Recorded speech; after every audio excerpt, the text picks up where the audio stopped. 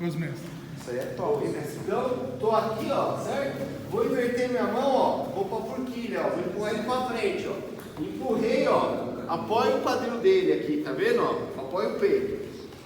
Faço o giro, seguro a manga dele, passo o pé lá, ó. Puxei, ajoelho. Estoura a pegada, ó. Puxa ele pro lado. Essa mão aqui, ó, vou entrar justo aqui, ó. Tá vendo que ele já tá de lado? Certo? Agora eu jogo o joelho aqui embaixo, ó. Agora eu trago ele aqui no ombro, ó. Fuga de quadril. Entrego a lapela para esse lado, ó.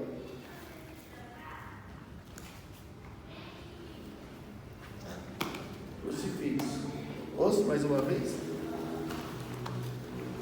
Vai, eu tô lá, né?